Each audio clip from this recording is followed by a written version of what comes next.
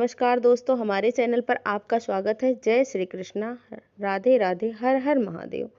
ओम नमो भगवते वासुदेवाय नमः। बैसाख मास महात्म्य।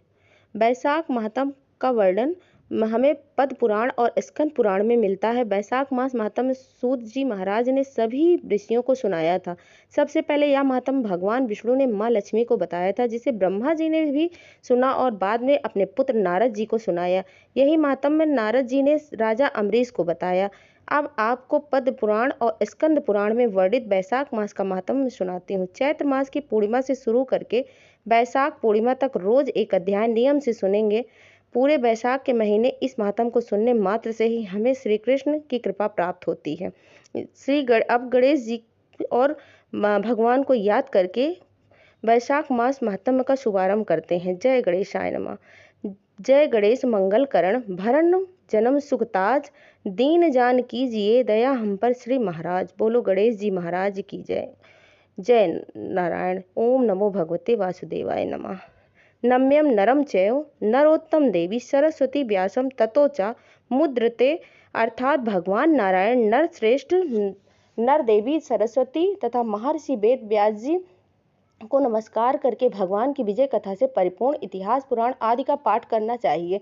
इसीलिए हम सभी मनुष्यों में श्रेष्ठ भगवान नर और नारायण को नमस्कार करके और माँ सरस्वती और श्री वेद व्यास देव जी के चरणों को प्रणाम करके उनकी जय बोलते हुए इस पावन कथा को शुरू करते हैं। इस पवित्र कथा का रसपान बैसाख महीने में बहुत अधिक फलदायी होता है। बोलो लक्ष्मी नारायण की जय। जय बैसाख मास के ठाकुर की जय। बैसाख महात्म्य की जय। बैसाख मास महात्म्य पहला अध्याय। आज इस प्रथम अध्याय में श्री सूत जी महाराज सभी ऋषियों के पूछने पर उन्हें नारद मुनि द्वारा सुनाया हुआ महात्म्य बता रहे हैं। अब किस तरह बता रहे हैं और क्या हुआ था।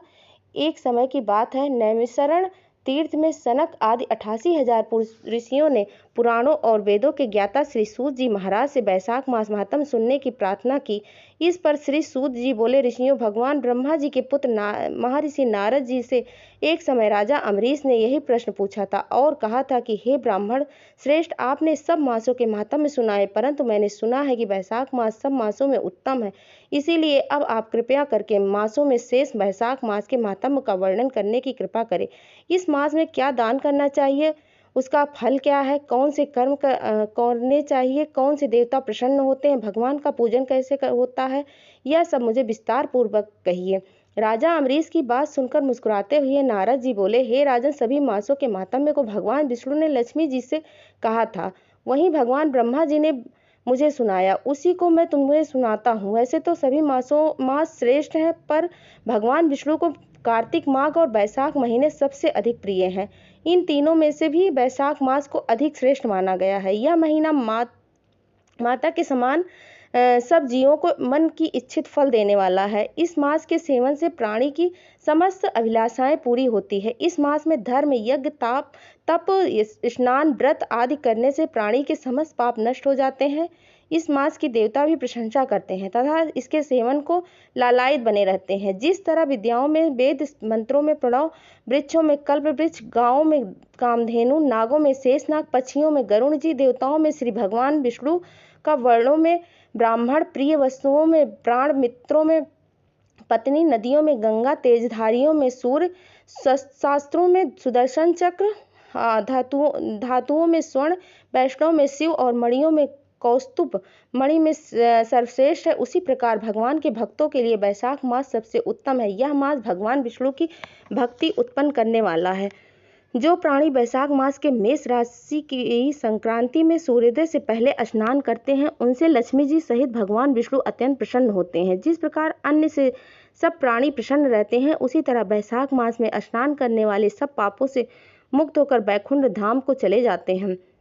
जो व्यक्ति बैसाख मास में मेष राशि के सूर्य में प्रातः स्नान कर भगवान की परिक्रमा करते हैं, उन्हें 100 रास यज्ञों का तथा 10 सहस्त्र अश्वमेध यज्ञों के बराबर का फल मिलता है। वो समस्त पापों से मुक्त होकर भगवान की कृपा से बैकुंठ धाम को चले जाते हैं।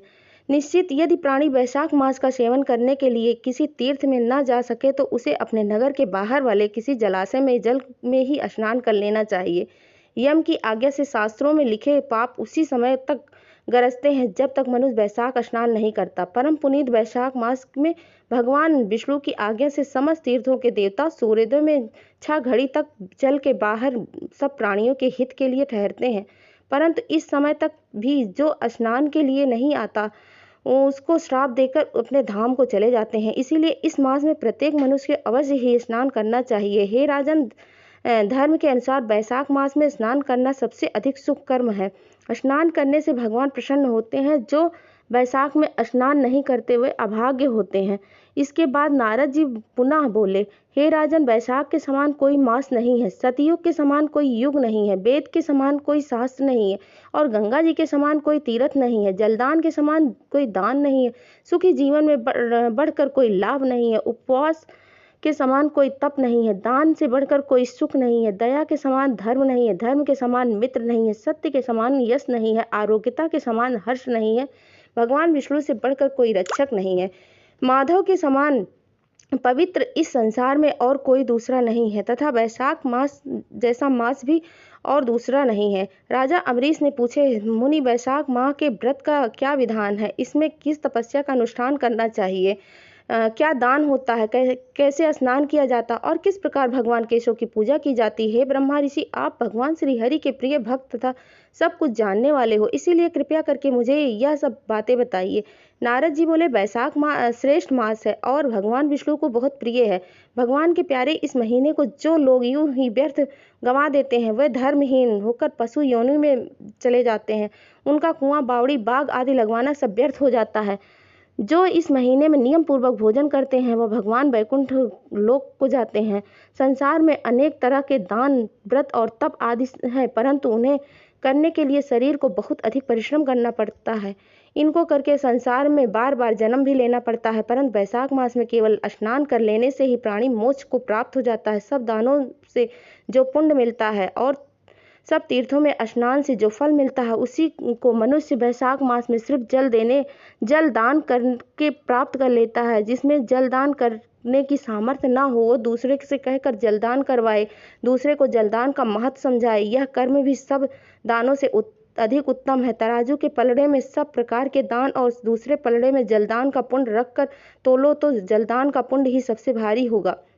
जो मनुष्य वैशाख में सड़क पर यात्रियों के लिए प्याऊ लगवाता है, अपने करोड़ों कुल का उद्धार करके विष्णु लोक में प्रतिष्ठित होता है। हे निश्चित, प्याऊ लगवाने से देवता, पितर और ऋषि सब अनंत प्रसन्न होते हैं। जिसने प्याऊ लगाकर रास्ते के थके हुए मनुष्य को संतुष्ट किया है उसने ब्रह्मा, विष्णु और शिव आदि देवताओं को संतुष्ट कर लिया है। राजन, वैशाख मास में जल की इच्छा रखने वाले को जल, छाया चाहने वाले को छाता और पंखे की इच्छा रखने वाले को पंखा देना चाहिए।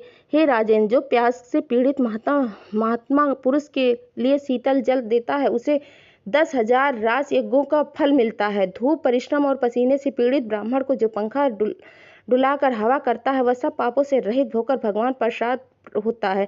पंखा दान न कर सके अनेक प्रकार के वात से आदि रोगों से दुखी होता है और नरकवास करता है। जो थके हुए ब्राह्मण को कपड़े से भी हवा कर देता है वह भी सब पापों से छुटकारा मुक्ति पा जाता है। जो शुद्ध मन से ताड़ का पंखा दान करते हैं वह सब पापों को नाश करके ब्रह्मलोक को जाते हैं। वैशाख मास में छतरी जरूर दान करें।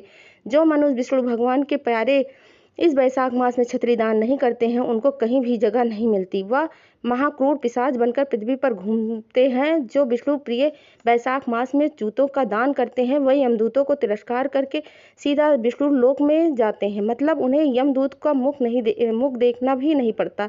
ब्राह्मण की याचना करने पर जो भी खड़ाओं का दान करते हैं वो राजा बनते हैं। जो मार्ग में धर्मशाला आदि बनवाते हैं उसका फल तो ब्रह्मा जी भी नहीं कर सकते। ब्राह्मण अतिथि आदि को कोई भोजन दे तो उसका फल भी अंत नहीं है। जो मनुष्य मार्ग के थके हुए ब्राह्मण के लिए आश्रय देता है उसके पुण्य फल का भी वर्णन नहीं किया जा सकता है। राजन, अन्नदान मनुष्य को तृप्त करने वाला होता है, इसीलिए संसार में अन्न के समान कोई दान नहीं। भूखे मनुष्य को स्त्री, पुत्र, घर, वस्त्र, आभूषण आदि कुछ भी अच्छे नहीं लगते। पेट भरने पर भी ही सब अच्छे लगते हैं, इसीलिए अन्नदान के समान ना कुछ हुआ है ना आगे होगा।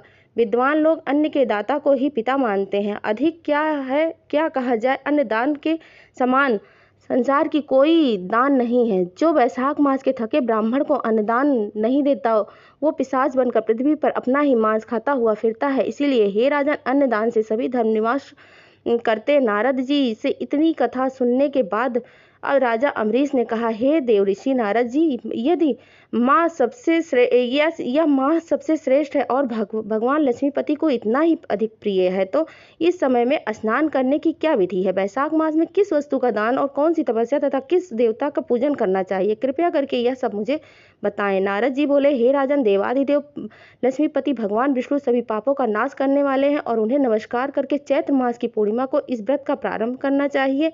व्रत लेने वाला मनुष्य यमनियों का पालन करे, शक्ति के अनुसार कुछ दान दे, अन्न मतलब यज्ञ आदि में उपयोग में लाया जाने वाला सात्विक अन्न या आहार करे, भूमि पर सोए, ब्रह्मचर्य व्रत में पूर्वक स्थिर रहे तथा मन में भगवान श्री नारायण का ध्यान करते हुए कूच आदि मतलब कष्टमय तपस्याओं के द्वारा शरीर को सुखाए। इस प्रकार नियम से रहकर जब वैशाख की पूर्णिमा आए, उस दिन मधु तथा तिल का आदि का दान करे, श्रेष्ठ ब्राह्मणों को भक्ति पूर्वक भोजन कराए, उन्हें दक्षिणा सहित धेनु दान करे तथा वैशाख स्नान के व्रत में जो कुछ त्रुटि ही हो उसकी पूर्णता के लिए ब्राह्मणों से प्रार्थना करे। वैशाख मास के महात्म्य को सुनने से सभी मनोकामनाएं पूर्ण होती हैं।